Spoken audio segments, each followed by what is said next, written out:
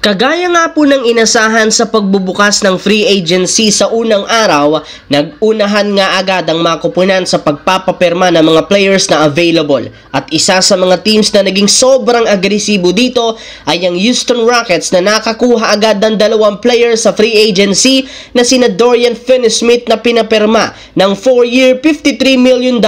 Bukod sa kanya, bumalik rin naman sa Rockets ang dating sentro na si Clint Capela na binigyan ng 3-year $21.5 million.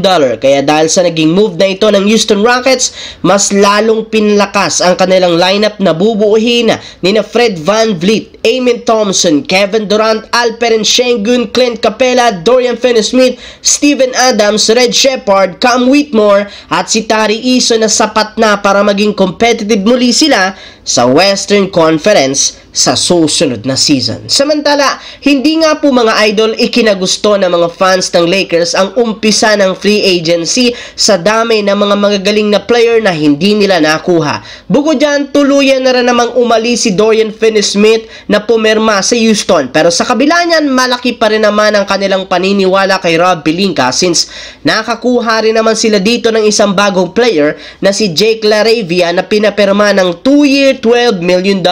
Para nga sa inyong kalaman, ito ang 6'7" shooter na nakipag-workout sa nagdaang linggo kay Austin Reeves. Magagamit nga ang kanyang shooting, scoring ability para maisaayos ang bench. Malaki rin naman ang maitutulong nito para makagalaw ng maayos sina LeBron at Luka.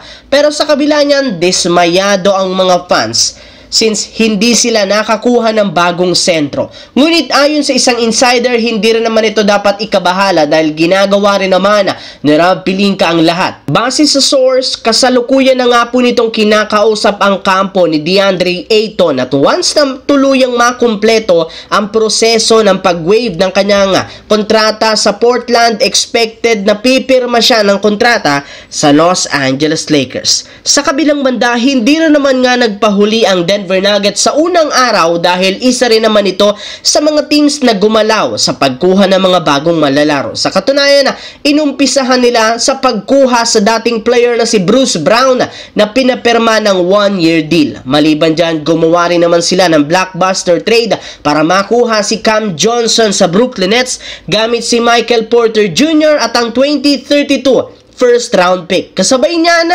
ay Denver Nuggets, marami nga agad ng mga fans ang tuluyan silang nagsabi na nakabalik na bilang isang championship contender since hindi nga sila mauubusan pa ng option sa opensa sa pagkakaroon ng dalawang scorer sa starting lineup at bench. Mas matatag rin naman ngayon ang kanilang depensa sa backcourt kaya mas magiging ready ang Denver Nuggets sa magiging kampanya sa susunod na taon.